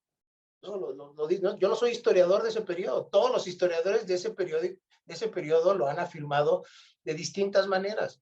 Sin la ayuda de los indígenas algunos grupos, pueblos indígenas a los españoles, 800, 900 o 1000 españoles no hubieran terminado con un imperio como el Imperio Azteca, ¿no? Eso es, pero pues eso mejor lo ignoramos, ¿no? Mejor seguimos con el discurso de los buenos y los malos, y obviamente, ¿quiénes son los buenos? Pues los indígenas, el indígena, ¿no? El indígena, en términos, insisto, de entelequia. Él es el bueno. ¿Y quién es el malo por definición? El malo malísimo, pues el español. Los españoles, lo español, ¿no? Acabamos de quitar la estatua de Cristóbal Colón, que encima con engaño, porque se nos dice que se le quita para limpiarlo, porque necesita limpieza, y al rato, ay, no saben que siempre no, sí necesita limpieza, pero ya no va a regresar a su lugar. Y en su lugar anuncian que van a poner una cabeza indígena, de una indígena que dicen que olmeca, mujer olmeca, que de mujer olmeca yo no le veo absolutamente nada, ¿sí? Tiene más rasgos entre mayas y extraterrestres. Y además le ponen un nombre náhuatl a la cabeza supuestamente olmeca. Pues por supuesto, buena parte de la sociedad reaccionó y ahora resulta que lo van a someter a concurso, ¿no?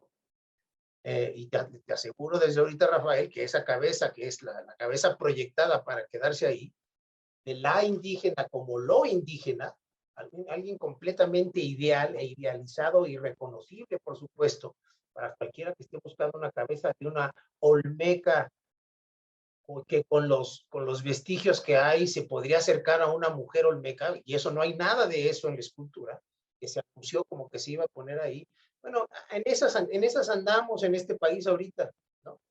En esta tergiversación, manipulación de la historia de la manera más burda posible, en la historia como una confrontación sempiterna y aparentemente eterna entre buenos y malos, entre liberales, y sobre todo entre liberales y conservadores, que es ese ritmo que el presidente no se puede quitar de la cabeza. El último avatar de esto fue en el discurso sobre la consumación.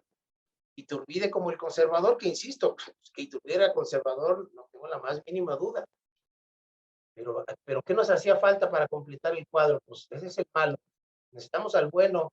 ¿Y quién es el bueno? Pues resulta que según el presidente Guerrero, el liberal. ¿Qué elementos tiene el presidente para decir que el Guerrero de 1821 es Guerrero, el liberal? Pues no lo sé. Seguramente sus asesores en historia, si es que los tiene, supongo que los tiene, piensan que sí había elementos suficientes, le escribieron su discurso y eso fue lo que leyó el presidente.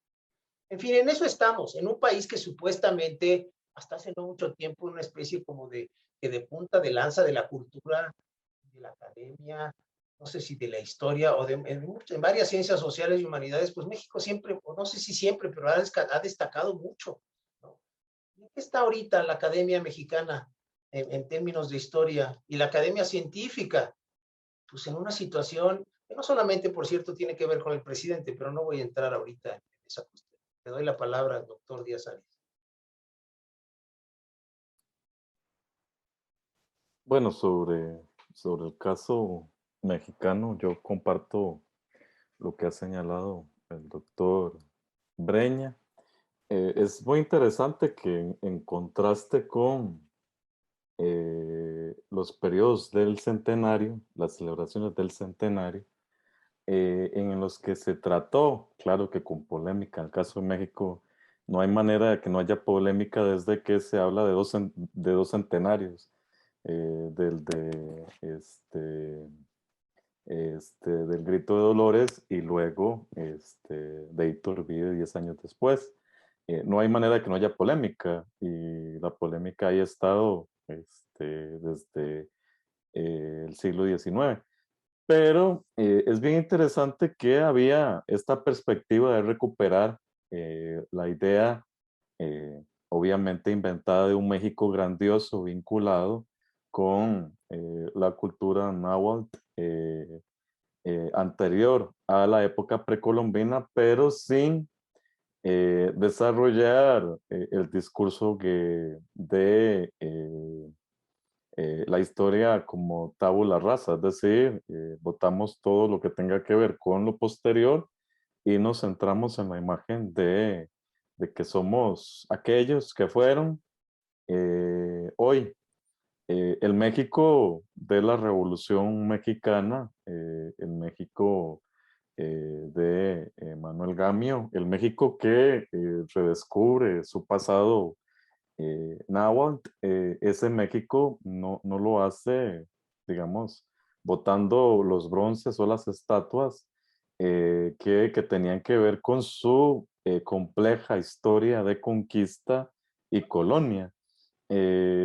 La Ciudad de México se reconfiguró en ese centenario, como lo han explicado varios historiadores mexicanos, encuesta Mauricio Tenorio.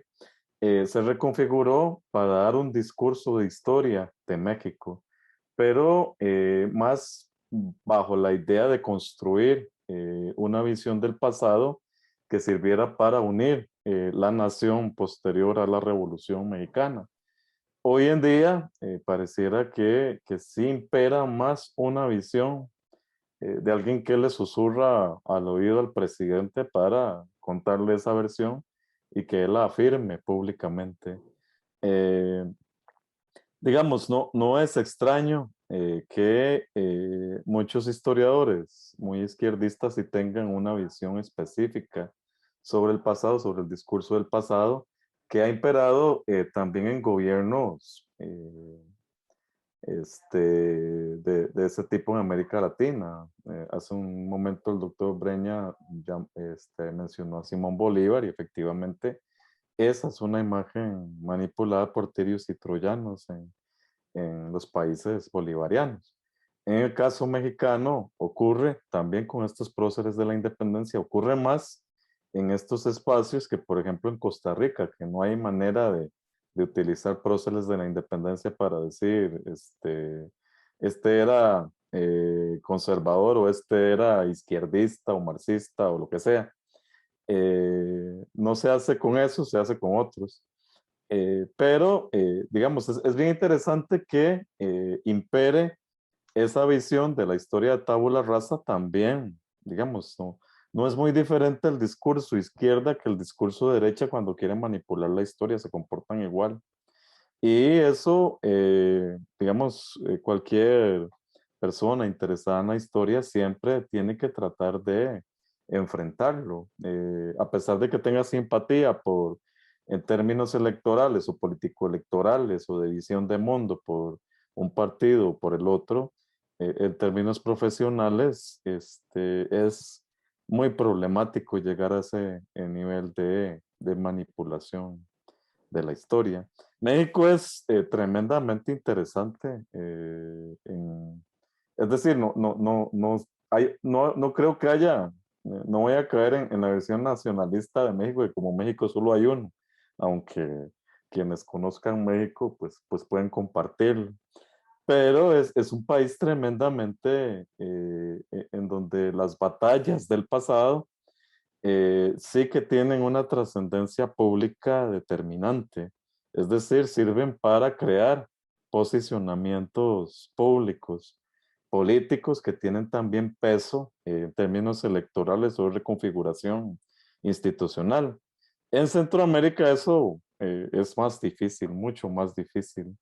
Y creo que en América del Sur, exceptuando esta visión sobre Bolívar, eso no está anclado, como en el caso mexicano, en la época colonial y, es decir, en la conquista, en la época colonial y en el siglo XIX, sino más bien está anclado en el siglo XX con la cuestión de las dictaduras.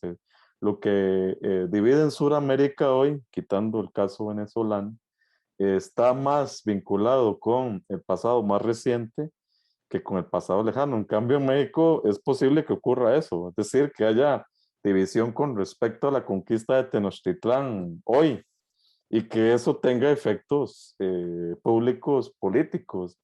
Eso me parece que solo pasa en México, no en ninguna otra nación iberoamericana. No, y de hecho efectos diplomáticos, ¿verdad?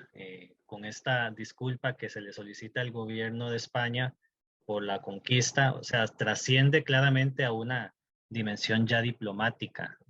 Y eso sí, claramente, solo en México lo podemos ver.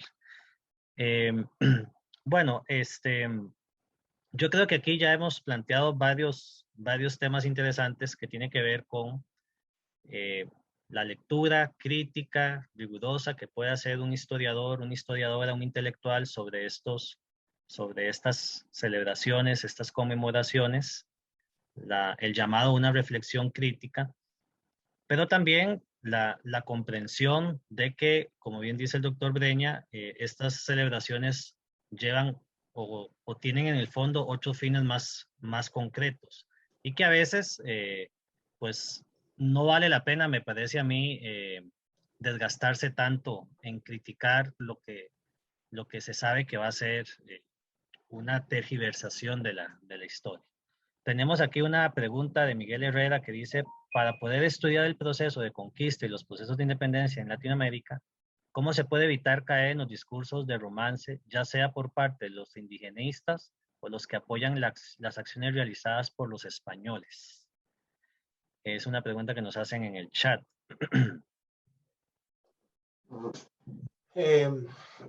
Hombre, no hay una, creo que no hay una receta. O sea, yo no me siento capaz de dar una respuesta satisfactoria a esa pregunta, pero va un poco en el sentido de algo que yo creo que tanto ha estado detrás de algunas de las cosas que yo he dicho y detrás de algunas de las cosas que ha dicho el doctor Díaz Arias, ¿no? que es una manera de acercarse a la historia, insisto, pues, hombre, de hecho está como uno de los epígrafes del artículo este que he mencionado varias veces de la revista Otros Diálogos, que va en el sentido de no pretender, no hacer historia para dar respuestas o pretender dar respuestas definitivas. No hacer historia para colocarse de un lado de la historia o del otro lado de la historia. Por supuesto, cada historiador cree que está en el lado correcto, ¿no? No hacer historia para convencer a nadie de que las cosas fueron así, nada más que así, y no pudieron haber sido de ninguna otra manera, ¿no? Hacer historia, un poco lo que plantea Tosh es que hacer historia también debe de ser dar elementos para hacerse más preguntas, dar elementos y de alguna manera nunca asumir que se va a dar una respuesta definitiva. Pero sí, hombre, también es cierto que no estoy diciendo que los historiadores hagan historia para nada más sembrar dudas, no nada más, por supuesto que no, pero creo que hay una diferencia entre el tipo de historia que hacen estos pseudohistoriadores, que son los que venden libros en tiempos bicentenarios, que transmiten una historia de un simplismo atroz, que transmiten una historia maniquea, que transmiten una historia cargada de ideología. Eso vende. A la gente le gusta leer ese tipo de libros. También por eso decía al final de mi exposición, no sé si respondiendo a una de las preguntas, que aquí también es una responsabilidad ciudadana, por más que los historiadores, vamos a decir, serios, traten de salir a la palestra, traten de hacer divulgación y traten de poner sobre la mesa otra manera de hacer la historia, si la ciudadanía sigue exigiendo y comprando estos libros de estos pseudohistoriadores, que invariablemente, hombre, ejemplos hay muchos, y en cada país hay muchos, cada vez que voy a los países me doy mis paseos por las librerías, yo sigo siendo soy de la vieja generación y todavía me gustan los libros en papel. ¿Y qué es? En las mesas de novedades, ¿de qué están llenas? ¿De qué han estado llenas todos estos años? Pues de esos pseudohistoriadores, transmitiendo esa historia facilona, simplista, simplificadora y maniquea, ¿no? Entonces, vuelvo al punto, receta para, no hay receta, ¿no? Más que tomarse la historia en serio, hacer historia con el mayor rigor posible, tener cuidado con los términos, con los vocablos, con los conceptos, con las categorías. La historiografía latinoamericana ha sido muy descuidada en ese sentido. Por eso creo que las nuevas corrientes de la historia intelectual, ¿no? La historia de los lenguajes políticos, la historia conceptual, yo creo que puede ayudar muchísimo a la historiografía latinoamericana, más allá de las reservas de muchos historiadores y de muchas historiadoras de la región con respecto a estos enfoques, porque les parecen excesivamente teóricos, ¿no? Y eso ya no son historia, eso no es historia, eso es otra cosa. Bueno, yo creo que no estaría mal que les prestaran atención, porque los llevaría y las llevaría a ser más rigurosos con los términos, los vocablos, los conceptos y las categorías que utilizan. Ya nada más eso, yo creo que sería un enorme avance, Rafael. Y estoy contestando o tratando de contestar a la persona que hizo la pregunta, Miguel Herrera. A Miguel, ese simple hecho, Miguel, el hecho de que pongamos atención y seamos rigurosos con los términos que utilizamos, con los conceptos que utilizamos, con las categorías que utilizamos, parece una minucia, pero minucia no tiene nada, porque la historiografía latinoamericana ha sido sumamente descuidada y anda escribiendo términos, conceptos y categorías a diestra y siniestra sin mayor rigor, ¿no? Yo creo que muy bien podríamos empezar por ahí. Nada más. Doctor Díaz, ¿le gustaría aportar algo? Bueno, no, a mí me parece que ese es el camino que se plantea cualquiera que trate de hacer historia crítica. Esa división es una división antigua vinculada con la discusión con respecto a los justos títulos, esa de si es una leyenda negra o es una leyenda blanca, la conquista en este caso, Latinoamérica, es la discusión fundamental, esa del siglo XVI, con respecto a si se justifica o no la conquista, si se justifica o no la violencia que se utilizó para hacerla. Y los argumentos pueden ser de tipo teológico, como se utilizaron en el siglo XVI, o de tipo histórico, como se utilizaron después y se siguen utilizando hoy. En todo sentido, creo que lo interesante es que este tipo de discusión sirve para acercar a la gente a la discusión histórica y que si uno puede jalar como profesional en historia esa discusión que le interesa a la gente para tratar de plantear preguntas, posibles vías de respuesta a esas preguntas o simplemente dar instrumentos para analizar esos discursos sobre la conquista, me parece que se puede ganar mucho en el proceso. Ideológicamente, pues siempre vamos a tener al partido, a gente del Partido Popular en España, que ideológicamente cumple sus tareas con su propio fetiche sobre la historia y sobre España misma. Y ideológicamente siempre vamos a tener la visión esta indigenista muy construida desde algunos pensadores de la izquierda latinoamericana. Pero, digamos, el papel central quizás de la historia tiene que sacarse de esa corriente ideológica y alimentar más bien, como decía el doctor Breña, preguntas, dudas, cuestiones críticas con respecto a ese pasado que sirvan para volverlo complejo. ¿Por qué ninguno de esos dos discursos sobre la conquista termina convenciendo? Bueno, porque los dos intentan manipular la evidencia para hacerla calzar con su argumento principal. La historia no es así, la historia es totalmente compleja, tremendamente compleja. El asunto de la caída de Tenochtitlán, con solo meter esa variable que es el doctor Breña, de que hay otras etnias indígenas interesadas en que caiga el imperio azteca y que se sienten dominadas por ese imperio, ya vuelve más compleja la discusión. Cómo desde el siglo XVI ocurre, este, digamos, las crónicas de la conquista de México son entre ellas contradictorias, enfrentadas y ya muestran esas dos vías de discusión sobre el pasado. Entonces, digamos, ese camino quizás le interese más a los que buscan construir visiones ideológicas sobre el pasado.